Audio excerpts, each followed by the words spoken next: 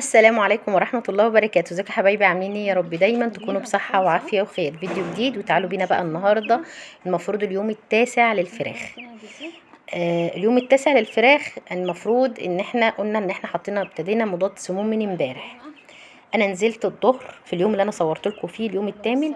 ده بقى كملت اليوم الثامن المفروض.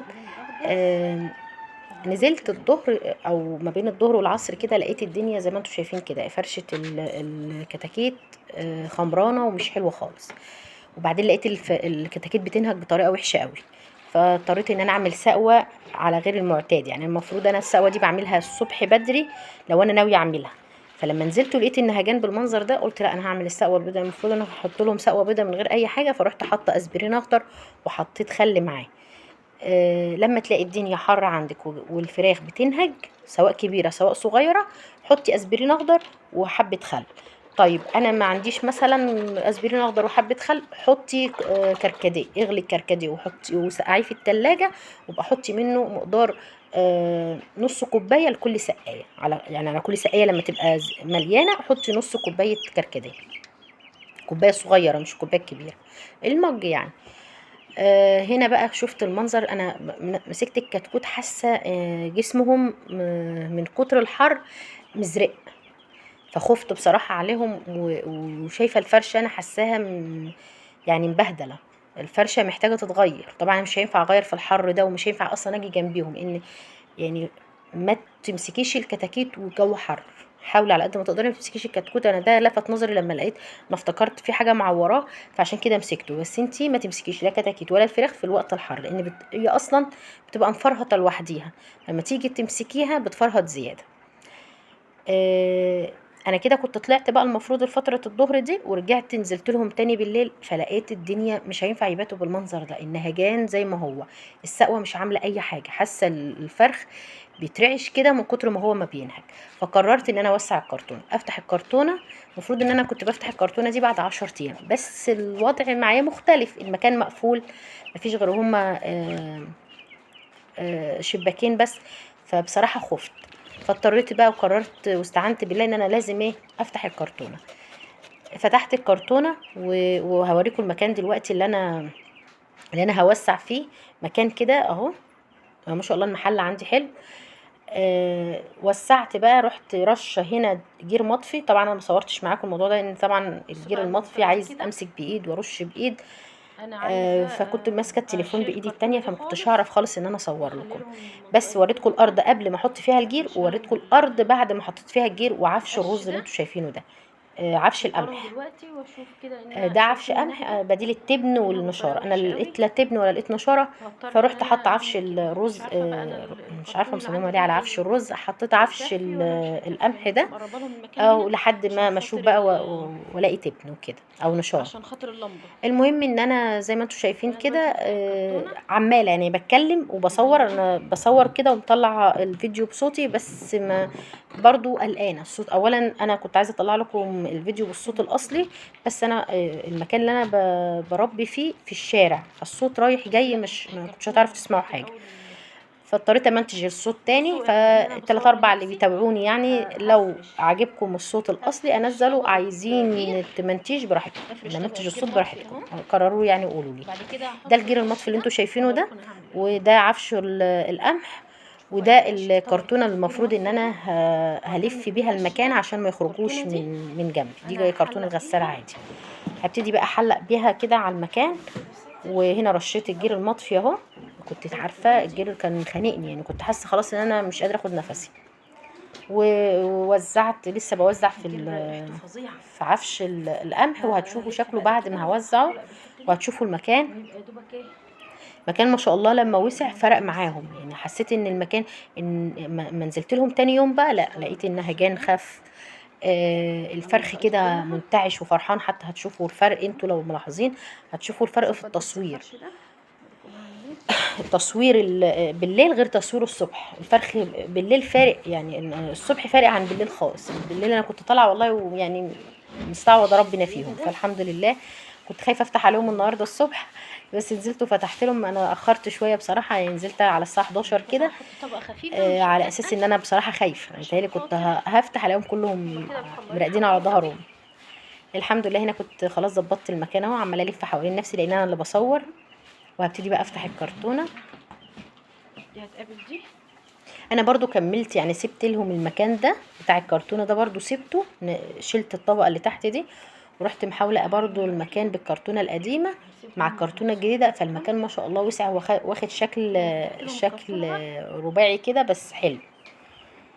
وهتبقى المساحه دي كلها بما فيها دي تحت. كل بقى الطبقه اللي تحتيهم دي انا شلتها ورميتها، بقى دلوقتي وجيت هنا بقى عشان خاطر ان انا عايزه انقلهم من مكانهم، فهم بصراحه عندهم انتماء قوي للكرتونه مش عايزين يسيبوها. بس انا غلطت، انا المفروض كنت نقلت العلافات والسقايات قبل ما انقلهم هم. فبقيت مش عارفه اخبط على الكرتونه عشان يمشوا، هم مش راضيين يمشوا، فاضطريت ان انا اجيب مقشه ظباط كده وابتدي ايه ازحهم بس على الهادي، عشان خاطر هم اصلا كانوا تعبانين. يعني لما نزلت شفتهم انا بصراحه زعلت عليهم من كتر النهجان، الفرخ كان بيترعش من كتر ما هو ما بينهج. هنا بقى بحاول اهوتي بالمقشه ان انا اوديهم بيتهم الجديد، بس هم مش عايزين يسيبوا البيت القديم. في الوقت ده انا لا كنت حاطه علف ولا كنت حاطه ميه، يعني ما كنتش لسه غيرت العلف والميه. حتى الكركم انا ما حطيتوش على العلف النهارده، حطيت لهم العلف كده من غير اي اضافات خالص. والميه حطيت الصبح مضاد سموم، وبالليل لما كنت في التوقيت ده حطيت املاح معدنيه، بس كنت خافه الجرعه شويه مش زي كل يوم، وسبتهم بقى مع نفسيهم كده. في الفترة دي او في الوقت ده في الدورات اللي فاتت كنت بضطر ان انا احط تلج في المية، بس كانت الفراخ معايا بتبقى كبيرة، يعني كان بيبقى مثلا الفرخ معدي 15 يوم 17 يوم 20 يوم، فكان بيبقى فارق معايا، هو ممكن يتحمل المية انما انا كده بجيب ميه من الحنفيه عادي. فعايزه والله ان انا احط تلج، بس خايفه لان هم كتاكيت لسه صغيرين، طبعا مناعتهم بتبقى ضعيفه مش هيتحمل زي الحد زينا كده، لما حد كبير يشرب ميه ساقعه غير ما طفل بيشرب ميه ساقعه. فمش عارفه يعني انا اول مره اربي في التوقيت ده او في الجو ده، فبرضه مقلقه. يعني فعلا هي رابع دوره ليا، بس الاوقات بتختلف عشان ادي خبره او يبقى عندي خبره في الموضوع. يعني زي الميعاد ده ان شاء الله لو استمرنا في التربيه، اما اديكوا خبره ان يبقى عدى عليا كل شهور السنه، كل فصول شتاء وصيف وخريف والكلام ده، ممكن اعرف انا استفدت ايه في ده وده استفدت ايه، وايه اللي انا اعمله هنا ما هعملوش هنا. لكن المره دي برضو انا بعمل حاجه وانا خايفه. المهم ان انا ما وزنتش في الفيديو ده، انا ما وزنتش، انا كنت نازله اوزن بس قلت كفايه عليهم الاجهاد اللي هم فيه، فمش عايزه اجهدهم بزياده، يعني هضطر امسك الكتكوت واقعد احطه في الميزان والكلام ده، فما وزنتش. ان شاء الله في فيديو بكره انتظروني باذن الله، ان انا ناويه انزل ان شاء الله الجدول الموازين المثالي، هو جدول الاوزان المثالي، وهنشوف ونقارن الميزان مع بعض، هل ميزان الكتكوت عندي نفس الميزان ولا لا. انا كنت وعداكم ان انا هنزل موازين في الفيديو ده، بس بصراحه ما لقيت الفرخ تعبان وكده، خفت امسك الكتكوت عشان ما تعبوش واجهده زياده. فان شاء الله بكره باذن واحد احد هنزل نوزن مع بعض، وهبقى منزله لكم صوره بجدول الموازين على الاعمار لحد ما احنا مع بعض. يعني مثلا انا مثلا بكره ان شاء الله يبقى 10 ايام، لحد 10 ايام هنزل لكم جدول الموازين او جدول الاوزان، وهنشوف الميزان بتاعنا في اليوم العاشر هل هو منطبق مع الجدول ولا ناقص ولا زايد. طب لو ناقص هنعمل ايه، ولو زايد هنعمل ايه، ادينا مع بعض ان شاء الله وهنشوف ان شاء الله هنعمل ايه مع بعض. عايزاكم بقى تصلوا على النبي كده، واللي ما بيتفاعلش مع القناه يا ريت تتفاعلوا مع القناه. انا بادئه في المحتوى ده انا بصراحه حسيت ان انا يعني ما عملتوش مني لنفسي، هو اجهاد عليا غير ما هو محتوى الطبخ يعني، لان انا هنا بنزل وبضطر اصور وكلام من ده. في الطبخ بحط التليفون على الستاند وبعيش حياتي في المطبخ عادي، لكن هنا الموضوع بالنسبه لي بيبقى صعب. غير كده المحتوى ده انا سبب ما نزلته عشان خاطر حد كتير سالني، يعني حد ناس من الناس اللي حواليا، انت ازاي ربيتي وازاي نجحت معاكي الدوره وكده. كل الناس بتربي دلوقتي، لان الغلا مخلي الناس كلها بتحاول على قد ما تقدر تربي اللي يوفر لها خير في بيتها. اللي يخليني انا بوريكم الاماكن المفتوحه عندي هم شباكين بس، فعشان كده انا اضطريت ان انا اربي فراخ عشان خاطر يبقى فيه خير متوفر في بيتي وقت ما عاوز الاقي. الحمد لله. يعني انا جربت ووفقت في الكام دوره اللي فاتوا، طبعا زي ما احنا والحمد عارفين لله عقبال اليوم الدوره دي التاسع. باذن الله ما ان شاء ربنا الله يكرمنا بكره انا فيها. هوزن وكده يبقى احنا زودوا وصلنا جدول لنهايه الاوزان الفيديو، المثالي ويا ريت عشان نشوف تتفاعلوا مع احنا الفيديو، الموازين ما بتاعتنا تنسوش كويسه تعملوا ولا لايك مش وشير قد كده.